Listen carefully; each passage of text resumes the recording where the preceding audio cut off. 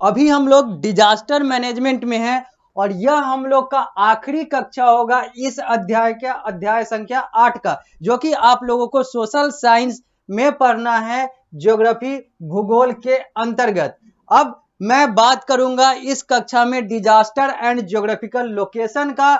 आखिर यह डिजास्टर और ज्योग्राफिकल लोकेशन का आपस में क्या मेल जोल है, क्या रिश्ता है, क्या संबंध है, क्या रिलेशन है। यहां पर हम लोग जानेंगे कि कैसे आपदा और उसका भौगोलिक स्थान जो है वह एक दूसरे पर निर्भर करता है या फिर एक दूसरे से रिलेटेड है।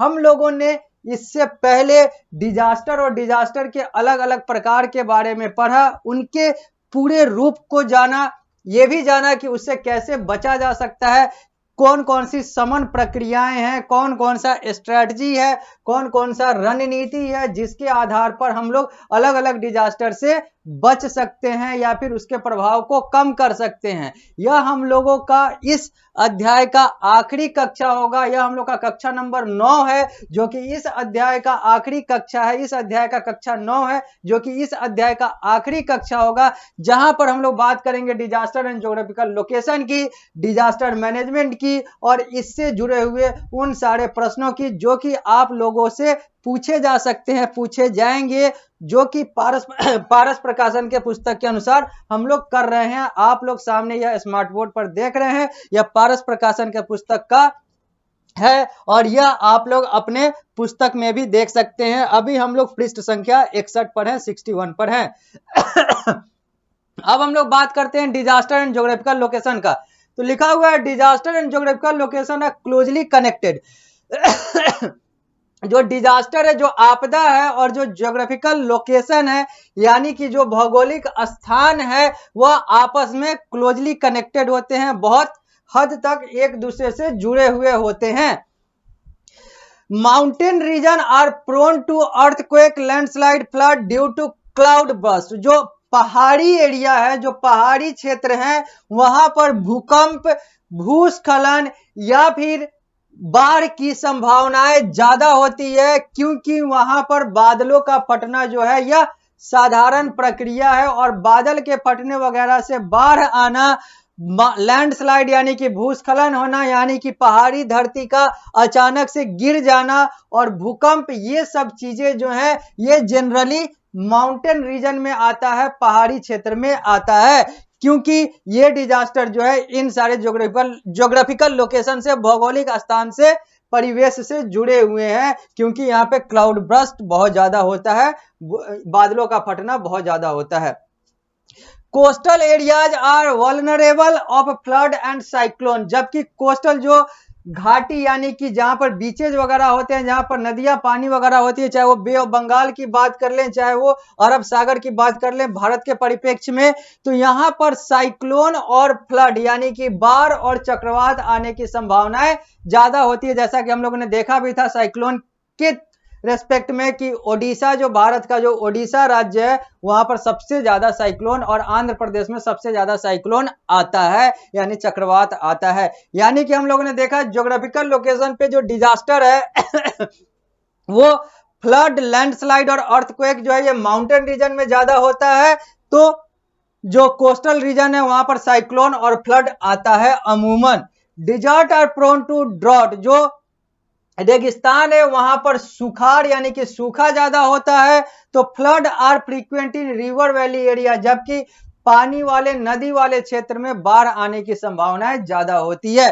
तो ये वो सारे ज्योग्राफिकल लोकेशन है जहां पर वो सारे डिजास्टर आने की संभावनाएं होती है। तो हम लोगों ने समझा, जाना कि कैसे जो डिजास्टर है वो अलग अलग ज्योग्राफिकल लोकेशन से, कैसे आपदा जो है वो अलग अलग भौगोलिक स्थान, परिवेश, परिप्रेक्ष्य से जुड़ा हुआ है, जुड़ता है। तो कोई क्षेत्र जो ऊपर का है वहां पर, चूंकि ऊपर का है तो वहां पर बादल फटना होता है, तो बादल फटने से बाढ़ आना, भूस्खलन होना, भूकंप आना, ये सब एक साधारण प्रक्रिया हो जाती है। तो जो कोस्टल एरिया, पानी वाले जो बीचेस वगैरह वाले जो एरिया होते हैं, वहां पर बाढ़ और चक्रवात, साइक्लोन आता है अमूमन। तो डिजर्ट जो है वो सुखाड़ से यानी कि सूखे से ग्रस्त रहता है, तो फ्लड जो है यानी कि बाढ़ जो है वो रिवर वाले एरिया में भी बहुत आता है, यानी कि जहां पर नदियां वगैरह है वहां पर बाढ़ ज्यादा आता है। अब हम लोग आगे बढ़ते हैं और इस टॉपिक यानी कि इस चैप्टर, इस अध्याय के लास्ट टॉपिक की बात करेंगे डिजास्टर मैनेजमेंट की। अभी तक तो हम लोगों ने देखा डिजास्टर डिजास्टर डिजास्टर, तबाही तबाही तबाही। अब हम लोग देखेंगे इन सारे चीजों को कैसे प्रबंधित किया जाए, कैसे प्रबंधित किया जाता है, और वो कौन कौन से तरीके हैं और कौन कौन सी चीजें हैं जिससे इन डिजास्टर को हम लोग प्रबंधित करें, नियंत्रित करें, कंट्रोल करें, ताकि डिजास्टर का प्रभाव जो है वो कम से कम पड़े या ना पड़े।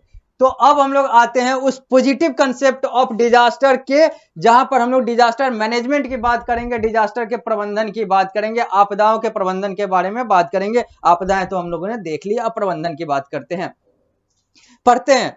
द कॉन्सिक्वेंसेज ऑफ डिजास्टर में बी सीरियस और लाइट। जो डिजास्टर का जो कॉन्सिक्वेंस है यानी कि जो परिणाम है, या तो वो बहुत ज्यादा हो सकता है, या तो हल्का हो सकता है, या तो भयावह हो सकता है, या फिर थोड़ा बहुत हो सकता है, ये डिपेंड करता है।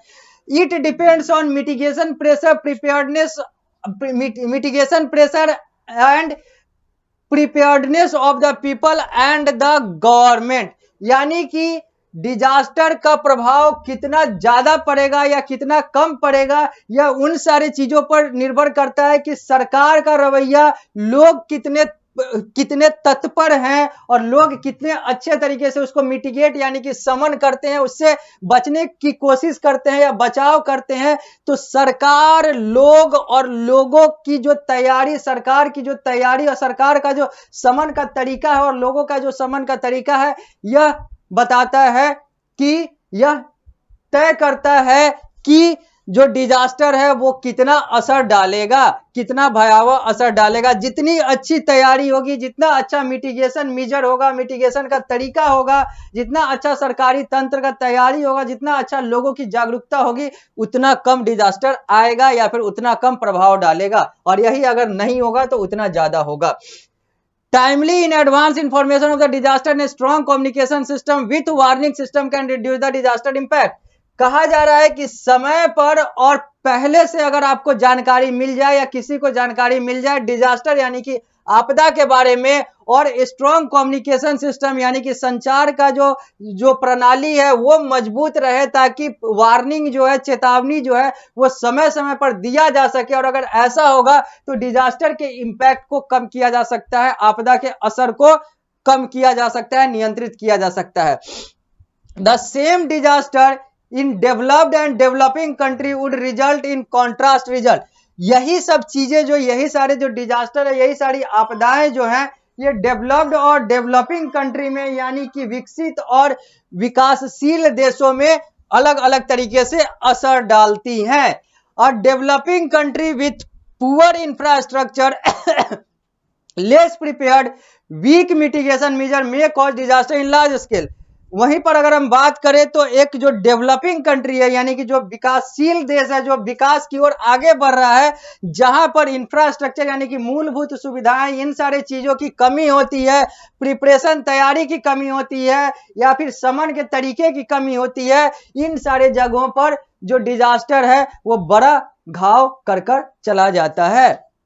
जबकि एक डेवलप्ड कंट्री की बात करें, जो पहले से सारे तरीके में, सारे चीजों में जो विकसित है, वहां पर developed country with full preparedness can mitigate the result of a disaster. ये जो डेवलप्ड कंट्री है, जो विकसित देश है, वो चूंकि पहले से पूरे तैयार रहते हैं, बाद में भी तैयार रहते हैं, इसलिए वो डिजास्टर के रिजल्ट को यानी कि आपदा के परिणाम को आसानी से मिटिगेट कर सकते हैं, आसानी से समन कर सकते हैं, आसानी से उससे बच सकते हैं या प्रभाव को कम कर सकते हैं। मिटिगेट का मतलब समन होता है, समन का मतलब होता है उससे किसी भी बुरे चीज से निजात पाना, किसी भी बुरे चीज से बाहर निकलना। डिजास्टर एक बुरा चीज है।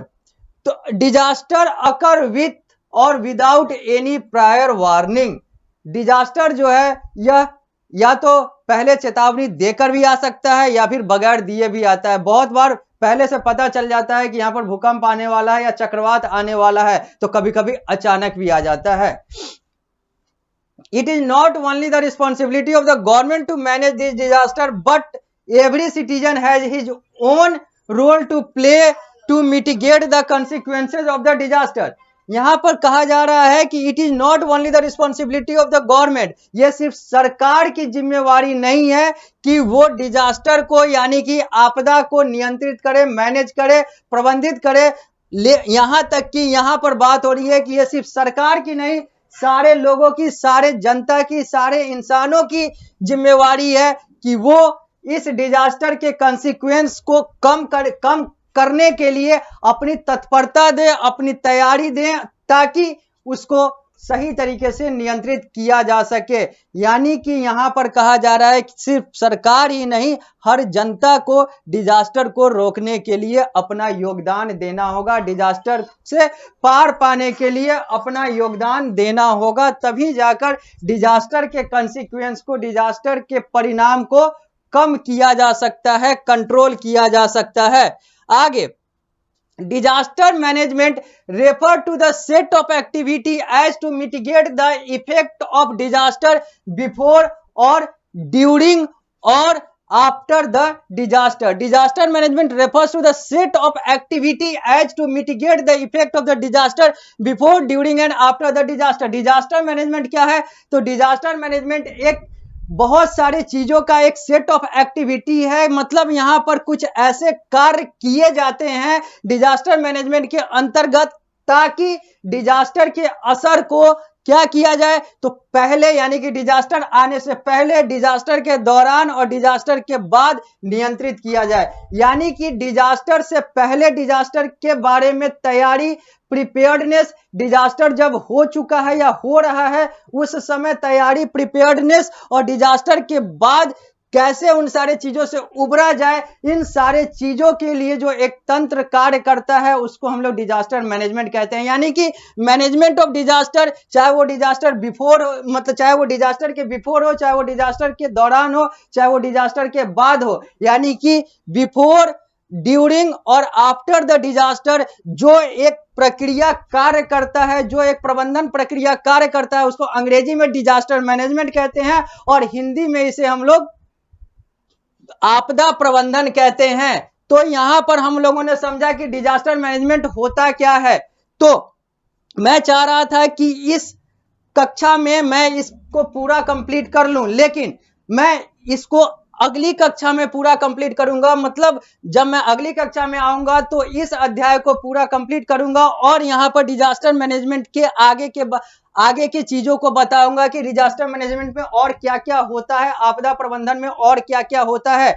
क्योंकि अगर मैं इस कक्षा को यहाँ पर पूरा कंप्लीट करूंगा तो ये बहुत लंबा हो जाएगा। तो मैं चाह रहा हूं कि अभी आप लोग इस कक्षा में यह समझे कि डिजास्टर मैनेजमेंट का कंसेप्ट क्या होता है, जो कि मैंने आप लोगों को समझाया। डिजास्टर मैनेजमेंट होता क्या है, डिजास्टर मैनेजमेंट कब कब कार्य करता है, डिजास्टर मैनेजमेंट कहाँ कार्य करता है। जब हम लोग अगली कक्षा में मिलेंगे तो इसको आगे बढ़ाएंगे, इस अध्याय को आगे कंटिन्यू करेंगे और फिर हम लोग क्वेश्चन आंसर यानी कि प्रश्नोत्तर पर आएंगे और बात करेंगे उन सारे प्रश्नों का जो कि आप लोगों को इस अध्याय के अनुसार पढ़ने हैं, तैयार करने हैं, तैयार होने हैं, याद करने हैं और जो आपके एग्जाम पॉइंट ऑफ व्यू से यानी कि परीक्षा के लिए भी उपयोगी होगा। तो इस कक्षा में इतना ही, अगली कक्षा में मिलते हैं तो इस अध्याय को आगे बढ़ाते हैं और पूर्ण करते हैं।